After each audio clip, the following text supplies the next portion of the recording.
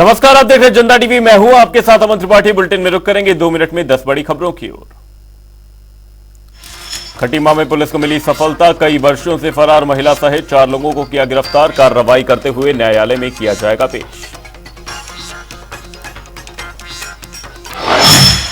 रामनगर में हमलावर बाघ रिपोर्ट आदि के बाद होगी पुष्टि। लोगों से जंगलों में न जाने की गई अपील। रुद्रपुर में अवैध खनन पर एसडीएम ने की कार्रवाई। 2 डंपर और 1 जेसीबी को किया सीज। खनन माफिया हुए फरार।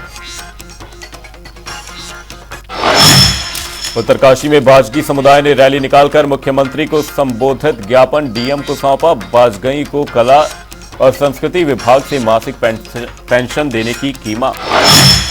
मसूरी में राष्ट्रीय राजमार्ग पर पहाड़ी दरकने से बोल्डर टूटा। सड़क पर गिरने से मार्ग हुआ बाधित। आने जाने वाले वाहनों को करना पड़ा परेशानी का सामना।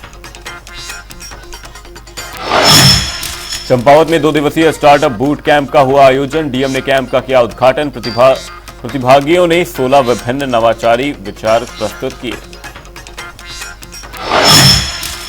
देहरादून पुलिस ने रैश ड्राइविंग और स्टंट करने वालों पर की कार्रवाई। 18 वाहनों को किया सीज और 12 वाहन चालकों के लाइसेंस किए रद्द।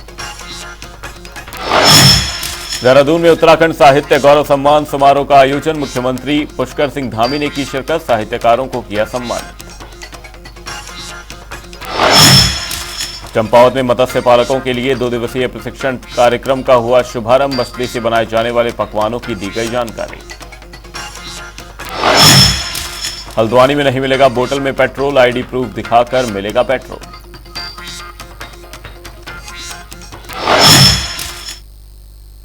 बुलेटिन में रुक करेंगे खबरों की ओर। अंतर्राष्ट्रीय मातृभाषा दिवस के अवसर पर देहरादून में उत्तराखंड भाषा संस्थान की ओर से उत्तराखंड साहित्य गौरव सम्मान समारोह का आयोजन किया गया, जिसमें सीएम धामी बतौर मुख्य अतिथि शामिल हुए। वहीं कार्यक्रम में सीएम धामी ने कुल 10 साहित्यकारों को सम्मानित किया। इसके अलावा विभिन्न भाषाओं के मिश्रण की पुस्तक तराण का विमोचन भी किया गया। इस दौरान मुख्यमंत्री पुष्कर सिंह धामी ने सभी को बधाई दी और शुभकामनाएं दी। साथ ही उन्होंने और कुछ कहा, वो सुनिए। और आप सब जानते हैं कि कोई भी निर्णय जो राज्य के हित में, राज्य के रहने वाले लोगों के हित में लिया जा सकता है, किसी विभाग में हो, किसी संस्थान में हो, उसमें हमने पहले से तय किया हुआ है। ये हमारा संकल्प है कि हम इतना सा तनिक मात्र भी पीछे हटने वाले नहीं हैं, तनिक भी देर करने वाले नहीं हैं। सोच समझ के राज्य के हित में जो भी निर्णय हो सकता है वो निर्णय हम ले रहे हैं और यहाँ भी लेंगे। मैं प्रदेश के साहित्यकारों, भाषाविदों और शोध करने वालों से, शोधार्थियों से सबसे अनुरोध करता हूँ कि वो भाषा संस्थान के साथ मिलकर भाषाई विकास के लिए अपना जो भी योगदान हो सकता है वो योगदान दें और इस संस्थान को देश के, आज हम हर क्षेत्र में एक कोशिश कर रहे हैं कि हमारा राज्य जो हिमालय का राज्य, जैसे अभी समान नागरिक संहिता की बात खजानदास जी ने कही। समान नागरिक संहिता किसी के खिलाफ नहीं है और किसी को, कई बार लोग उसके बारे में कई प्रकार की बातें कर भी रहे थे। विधानसभा में भी हमने लगातार उसमें चर्चा करी। कोई भी ये नहीं बता पा रहा था कि साहब इसमें विरोध किस बात का है। किसी को हमने टारगेट करने के लिए नहीं किया है, किसी को जो है नुकसान पहुंचाने के लिए नहीं किया है। सबकी समानता के लिए लाए हैं। और ये हमारा उत्तराखंड का जो ये आम चुनाव हुआ था विधानसभा का, उस आम चुनाव में उत्तराखंड की जनता के सामने हमने ये प्रस्ताव रखा कि नई सरकार बनेगी तो उत्तराखंड में रहने वाला कोई किसी पंथ का हो, समुदाय का हो, जाति का हो, जो एक उत्तराखंड साहित्य गौरव सम्मान की ये शुरू किया गया, ये हर साल कंटिन्यूअसली चलता रहेगा। इसका बहुत ही वृहद प्रोसीजर होता है। हमारे देश विदेश, देश के विभिन्न कोनों से साहित्यकारों को बुलाकर उनके द्वारा चयन किया जाता है और इस बार 10 साहित्यकारों का चयन किया गया, अलग अलग विधाओं में, गढ़वाली, कुमाऊनी, हमारे हिंदी, लोक भाषा, अन्य चीज़ों में, और कुछ पुस्तक स्पेसिफिक पुरस्कार होते हैं, कुछ दीर्घकालीन होते हैं। तो सभी लोगों को कवर करने की कोशिश की गई। पिछले 2 वर्षों से हम इस पे आगे बढ़े और इस राज्य में हमने साहित्य गौरव सम्मान की शुरुआत की, विभिन्न भाषाओं में, विभिन्न बोलियों में, और ऐसे लोगों के नाम जो कि साहित्य के क्षेत्र में, कविता के क्षेत्र में एक ऐसा स्थापित नाम है जिसको पूरी देश और दुनिया के लोग जानते हैं। मसलन सुमित्रानंदन पंत जी के नाम से पुरस्कार की शुरुआत की, पीताम्बर बटवाल जी के, गोविंद चातक जी के, ऐसे तमाम मनीषियों के नाम से पुरस्कार की शुरुआत करने के बाद इसमें 1-1 लाख रुपया हम इन साहित्यकारों को देते हैं। उसमें उन सब के नाम से आज जैसे आपका गुमानी पंत पुरस्कार, सुमिरानंदन पंत पुरस्कार, भजन सिंह बिस्जी पुरस्कार, गोविंद चातक जी पुरस्कार, उज्ज्वल चिश्ती जी पुरस्कार, पूरण सिंह अध्यापक जी पुरस्कार, महादेवी वर्मा जी पुरस्कार, शैलेश मटियानी जी, पीताम्बर बरसवार जी और भैरव दत्त धूलिया जी जो मूर्धन्य साहित्यकार रहे पत्रकार रहे, इन सब के नाम से यहाँ पर अपने राज्य के सभी साहित्यकारों के बीच में एक जूरी बना करके जिसमें देश के ख्याति प्राप्त साहित्यकारों को रखा गया था और उनके द्वारा इनके चयन की प्रक्रिया की गई और इस तरह चयन होने के बाद आज उनको मुख्यमंत्री जी की उपस्थिति में सभी लोगों को सम्मानित करने का काम किया। देहरादून में मुख्यमंत्री आवास परिसर में नियुक्ति पत्र वितरण समारोह का आयोजन किया गया। समारोह में लोक सेवा आयोग के माध्यम से वित्त विभाग के अंतर्गत लेखा परीक्षक के पद पर चयनित 51 अभ्यर्थियों को नियुक्ति पत्र प्रदान किए गए। इस अवसर पर मुख्यमंत्री पुष्कर सिंह धामी के साथ वित्त मंत्री प्रेमचंद अग्रवाल भी उपस्थित थे। इस दौरान मुख्यमंत्री ने सभी नवनियुक्त कार्मिकों को उज्जवल भविष्य की शुभकामनाएं दी।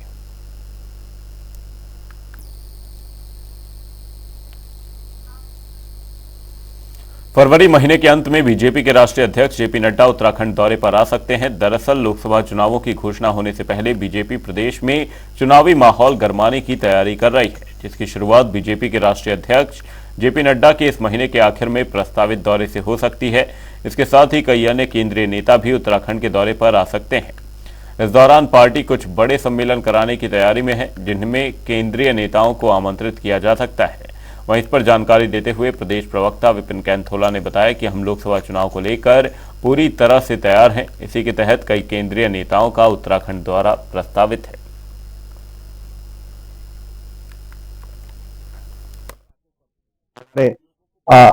हमारे जो महामंत्री संगठन है कल वो भी आ रहे हैं और वो भी फीडबैक लेंगे, कार्यकर्ताओं के साथ संगठन के साथ बैठेंगे। आने वाले समय में राष्ट्रीय अध्यक्ष जी का भी प्रवास कार्यक्रम है, इसमें कार्यकर्ताओं के साथ, प्रदेश के पदाधिकारियों के साथ, जनप्रतिनिधियों के साथ संवाद करेंगे और भारतीय जनता पार्टी हर समय बेहतर काम हो सके हमारे पार्टी के लिए, हमारे क्षेत्र के लिए, हमारे राज्य के लिए उस पर लगी रहती है। इस रूप से भारतीय जनता पार्टी 2024 को लेकर के जो हमने रोड मैप तैयार किया उस पर हम काम। उत्तराखंड विधानसभा का बजट सत्र 26 फरवरी से देहरादून में शुरू होगा, जिसके विरोध में अब विपक्ष गैरसैंण में एक डमी सत्र का आयोजन कर रहा है। इस पर जानकारी देते हुए कांग्रेस प्रदेश अध्यक्ष करण माहरा ने बताया कि ठंड के कारण गैरसैंण में विधानसभा सत्र आहूत न कर सरकार पहाड़ों की अनदेखी कर रही है, इसलिए मैं और हमारे तमाम सहयोगी दल गैरसैंण में 27 फरवरी को एक डमी सत्र करने जा रहे हैं, जिसमें उत्तराखंड के तमाम स्थानीय मुद्दों को उठाया जाएगा।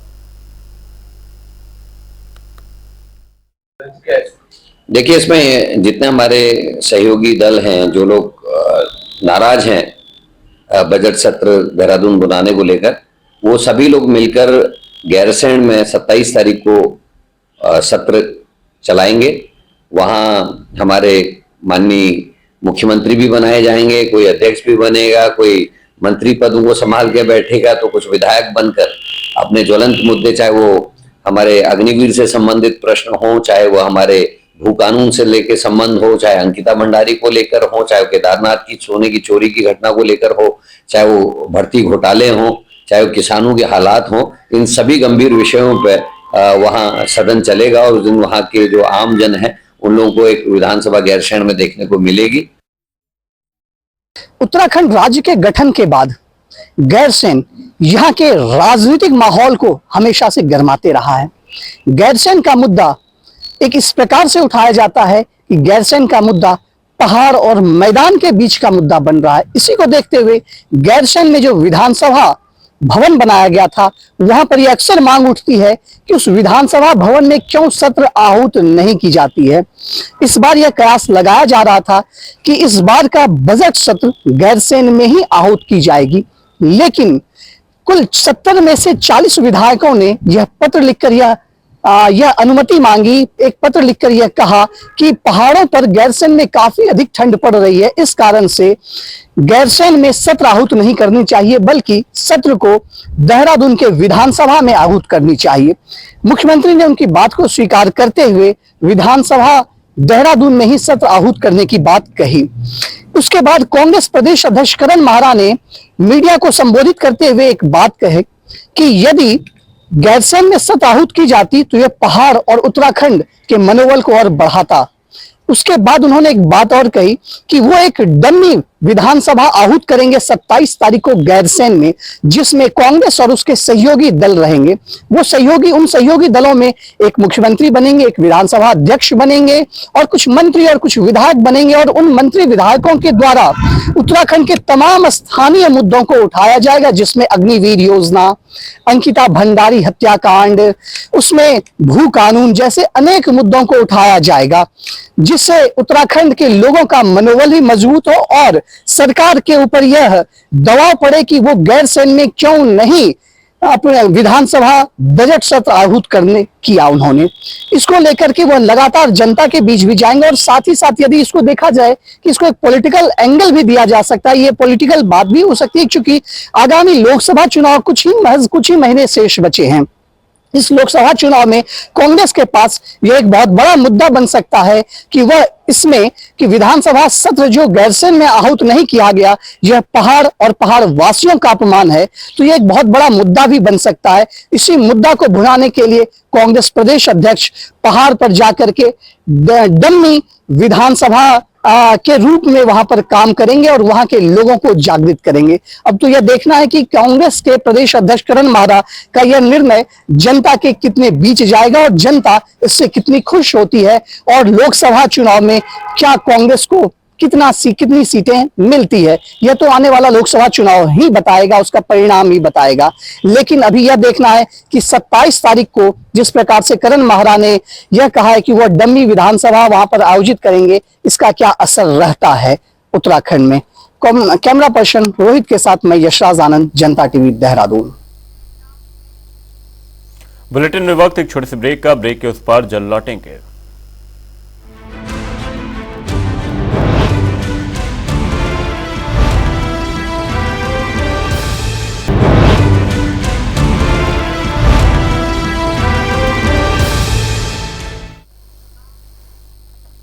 ब्रेक के बाद आपका स्वागत है। आप देख रहे हैं जनता टीवी। रुक करेंगे अगली खबर की ओर। बॉलीवुड फिल्मों की मशहूर अभिनेता आमिर खान अपनी पूर्व पत्नी और बेटे के साथ मसूरी के प्रसिद्ध स्कूल वुडस्टॉक पहुंचे। इस दौरान उन्होंने अपने प्रशंसकों के साथ जमकर फोटो खिंचवाई, साथ ही स्कूली बच्चों को ऑटोग्राफ भी दिए। बताया जा रहा है कि आमिर खान अपने बेटे आजाद के दाखिले के सिलसिले में मसूरी के वुडस्टॉक स्कूल पहुंचे थे।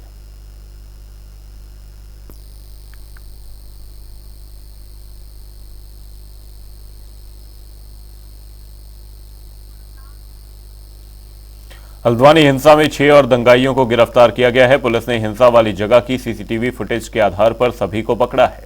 इन पर मुखानी थाने की गाड़ी चलाने और नगर निगम कर्मचारियों पर हमला करने का आरोप लगा है। पुलिस लगातार हिंसा वाली जगह की तस्वीरें खंगाल रही है। अब हिंसा में करीब 74 लोगों को गिरफ्तार किया जा चुका है।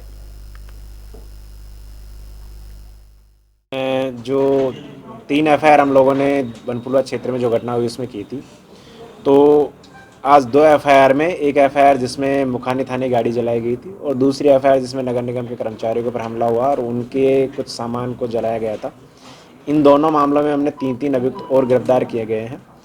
आज जो मुखानी थाने की जो गाड़ी जलाई गई थी उसमें कुछ लोग सीसीटीवी में हमने फाइंड आउट किए हैं, और ये लोग उस टाइम जो आगजनी और जो पत्थरबाजी थी उसमें शामिल थे। बाकी जो 3 लोग वो हैं, इन लोगों ने मौके पर आके नगर निगम के कर्मचारियों के साथ में धक्का मुक्की की और इनके द्वारा उनके ऊपर पथराव किया गया और जो नगर निगम की संपत्ति है वो जलाने की कोशिश की।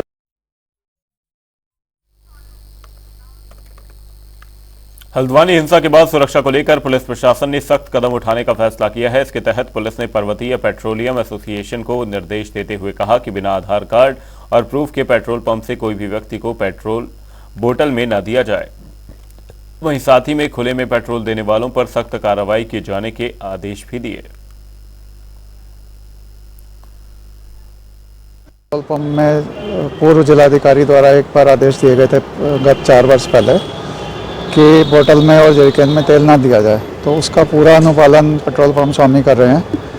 हाँ, कभी कभी अपरिहार्य परिस्थिति में किसी लेडीज़ की, किसी बच्ची की स्कूटी खड़ी हो जाती है रास्ते में, या किसी बुजुर्ग की बाइक खड़ी हो जाती है, वो मजबूर हो जाता है, तो उस पे हमारा ये सुझाव था जिलाधिकारी महोदय और एसएसपी को कि आप एक ऐसा आदेश निर्गत करें कि अगर कोई ऐसी मजबूरी का आदमी आ जाता है तो पेट्रोल पंप में हमारे पास एल्युमिनियम का कंटेनर उपलब्ध रहता है, उसमें वो अपनी आईडी दे करके और फ़ोन नंबर दे करके और उस कंटेनर की सिक्योरिटी जमा करा करके वो पेट्रोल ले जाए। वो ऐसी अपरिहार्य परिस्थिति में दिया जाए जैसे कि पंप के सेलमैन को या स्वामी को, मैनेजर को पता लगे कि हाँ वास्तव में इसको परेशानी है। रुद्रप्रयाग में परीक्षा देने स्कूल जा रहे एक छात्र पर गुलदार ने हमला कर दिया। हालांकि हादसे के दौरान अन्य लोगों के आ जाने से छात्र की जान बच गई, लेकिन उसके चेहरे और सिर पर गंभीर चोटें आई हैं। फिलहाल छात्र को उपचार के लिए सीएचसी जखोली में भर्ती कराया गया है। वहीं इस पर वन मंत्री सुबोध उनियाल का बयान सामने आया। उन्होंने कहा कि इस तरह के मामलों को रोकने के लिए आम जनता की सहभागिता भी जरूरी है। साथ ही उन्होंने और क्या कुछ कहा वो सुनिए। केवल वन विभाग ही अगर इसको रोक पाए, ये संभव नहीं है। इसमें स्थानीय लोगों की जागरूकता और उनकी सहभागिता ये बहुत आवश्यक है।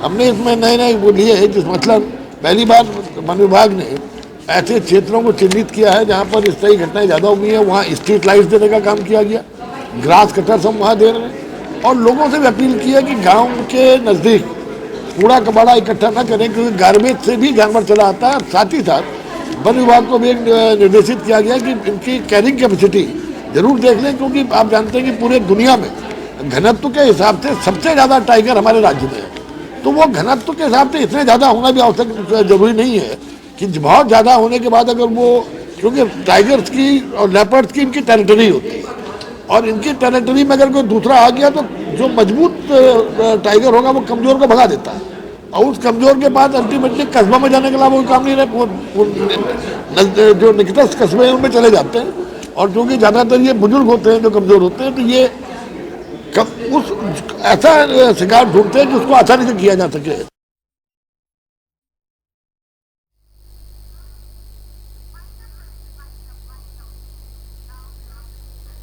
बुलेटिन में फिलहाल के लिए सिर्फ इतना कि जय गणेश जनता डी पर खबरों का सिलसिला रहेगा जारी। तब तक के लिए नमस्कार।